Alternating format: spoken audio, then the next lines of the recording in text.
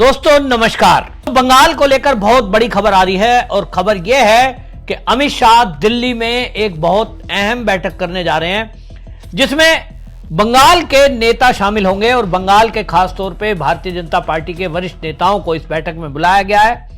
रणनीति तैयार की जाएगी और जिस तरह से बिहार में चुनाव आयोग ने गहन विशेष जो निरीक्षण किया है वोटर लिस्ट का, यह गहन वोटर लिस्ट का पुनरीक्षण अब पूरे बंगाल में भी होगा।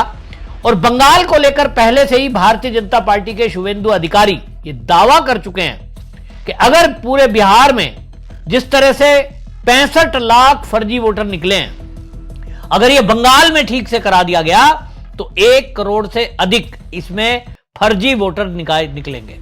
उनका दावा इसलिए भी है कि वो ये कहते हैं कि ममता बनर्जी की जब से सरकार चल रही है यहां बड़ी संख्या में बांग्लादेशी घुसपैठिए और रोहिंग्या वोटर लिस्ट में शामिल है और इसीलिए अगर किसी भी राज्य में हो या ना हो, शुवेंदु अधिकारी कहते हैं कि पश्चिम बंगाल में बहुत जरूरी है कि यह वोटर लिस्ट का विशेष गहन पुनरीक्षण हो।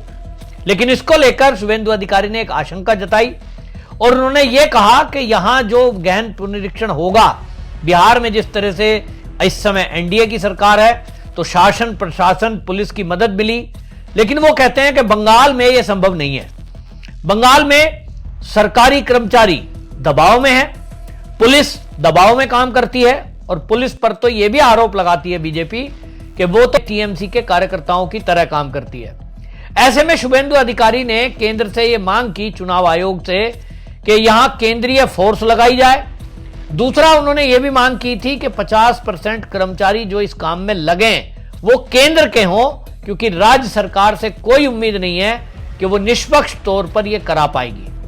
ममता बनर्जी ने तो आपने देखा शुरू से ही विरोध कर रहे हैं। वो जो टीएमसी है वो तो सुप्रीम कोर्ट तक में पहुंच गई है। सुप्रीम कोर्ट ने अभिषेक मनु सिंघवी उनको हायर किया हुआ है और वो लगातार विरोध कर रहे हैं और वो तो ये कह रहे हैं कि साहब चुनाव आयोग का ये जो विशेष गहन पुनरीक्षण है ये सब फर्जी है, ये सब जो है वोटों को काटा जा रहा है। लेकिन इनके दावे फुस होते दिखाई दे रहे हैं। जिस तरह से फर्जीवाड़ा करके चुनाव आयोग को बदनाम करने का काम तेजस्वी यादव ने किया और उसकी पोल खुल गई कि आप फर्जी झूठा नंबर बता रहे हो, जो वोटर लिस्ट में आपका नंबर है जिसको आप खुद इस्तेमाल करते हो वो दूसरा है और प्रेस कॉन्फ्रेंस में दिखाने के लिए बदनाम करने के लिए दूसरा है।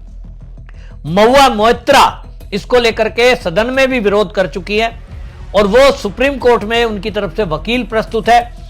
ममता बनर्जी खुलकर बोल चुकी है कि हम तो जो है बूथ लेवल अधिकारी जो मांगे जा रहे हैं हम तो नहीं भेजेंगे ट्रेनिंग में, हमारा कोई मतलब नहीं है, हमें तो कराना ही नहीं है। अब ऐसे में सवाल उठ रहा है कि क्या टीएमसी इसको करने देगी? ममता बनर्जी एसआर को करने देगी? सर को नहीं, विरोध होगा और विरोध के साथ साथ अधिकारियों को डराया और धमकाया जाएगा। और वो तो आप देख लो, सारा विपक्ष धमका रहा है। राहुल गांधी से लेकर तेजस्वी यादव, ममता बनर्जी, भाषा एक ही है, हम चुनाव अधिकारी को देख लेंगे।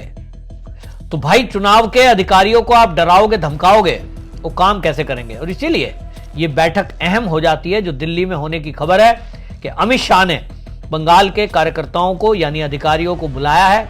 बंगाल के प्रदेश के बीजेपी के अध्यक्ष, वहां के नेता, ये सब बैठ करके एक रणनीति बनेगी कि किस तरह से ये गहन पुनरीक्षण होना है। आपको पता है कि जिस तरह से अभी बिहार में भी हुआ है, चुनाव आयोग ने एक काम किया है कि कल को कोई आपत्ति ना करे, कोई भी राजनीतिक दल ये ना कहे कि चुनाव आयोग ने पक्षपात किया है। सभी राजनीतिक दलों को उन्होंने एडवांस में चिट्ठी डाली है। उन्होंने कहा है कि आप अपने जो बीएलओ हैं वो बीएलओ के साथ आपका बूथ एजेंट, जिन बूथों पर आप जिनको एजेंट बनाना चाहते हो उनको भी हमारे जो सरकारी कर्मचारी हैं इनके साथ भेजो। वो मदद करेंगे और वो ये भी देखेंगे कि कहीं बीएलओ जो है वो गलत काम तो नहीं कर रहा है, पक्षपात तो नहीं कर रहा है। तो आप अपने कार्यकर्ताओं को साथ भेजेंगे। गली मोहल्ले में वोटर को ढूंढने का काम आपका, किसी का नाम छूट जाए उसको ऑब्जेक्शन करके अपलोड कराने का काम भी आपका। तो कल को आप ऑब्जेक्शन नहीं कर पाएंगे। लेकिन हम देख रहे हैं कि राजनीतिक दल इनको सहयोग नहीं कर रहे हैं। सहयोग तो बात छोड़ दो कि आप सोचिए डिप्टी सीएम रहा हुआ एक व्यक्ति तेजस्वी यादव वो चुनाव आयोग को झूठा सिद्ध करने के लिए फर्जीवाड़ा कर रहा है। राहुल गांधी कह रहा है कि हम तो एटम बम फोड़ेंगे। मतलब वो कहते हैं कि साहब सारे ही चुनाव गड़बड़ हैं, ईवीएम को पहले चिल्लाते थे, लेकिन अब वोटर लिस्ट पे अपना गुस्सा फोड़ रहे हैं, क्योंकि इनको दिख रहा है कि अकेले बिहार में यदि 65 लाख नाम डिलीट हुए हैं, जिसमें घुसपैठिए नहीं है सब, लेकिन 30 लाख नाम ऐसे थे जो लोग मर चुके हैं, उनके नाम पे फर्जी वोट डलती है, बूथ कैप्चरिंग होती है, शाही मिटा देंगे, बुरके पहन के आएंगे। हर राज्य में लगभग ये स्थिति दिखाई देती है और इसलिए इनको ये फर्जीवाड़ा सूट करता है। भारतीय जनता पार्टी इसी फर्जीवाड़े को नहीं चाहती। भारतीय जनता पार्टी का कहना है कि निष्पक्ष चुनाव होना चाहिए और वोटर लिस्ट जो है उसमें जिस तरह की चीजें, अब आपको बताऊं, जब चुनाव हो तो क्या होता है, चुनाव का वोट जिस दिन पड़ेगा उस दिन मीडिया में क्या चर्चा चलती है, कितना % वोटिंग हुआ, और वो परसेंटेज कैसे निकालते हैं, कुल वोटर जितना वोट पड़ा बटे उतना, और उसका परसेंटेज निकाल दिया, कहते साहब 50% वोट हुआ है, 60% हुआ है। अब पता लग रहा है कि वो जो 50 और 60 है वो 90-95 है रियल में, क्योंकि भाई वोटर लिस्ट में जो नाम ऐड है वो तो दुनिया में ही नहीं है, मर चुके, ट्रांसफर हो गए, बिहार में है ही नहीं, अपने घर पे है ही नहीं, विदेश चले गए, उनका नाम ऐड है, तो परसेंटेज डाउन जाएगा। परसेंटेज डाउन करके ये दिखाने की कोशिश होती है कि देखो साहब, जनता जो है वोटिंग में हिस्सा नहीं ले रही है, सरकार से नाराज है, इस तरह की चीजें चलाई जाती हैं, नैरेटिव चलाया जाता है।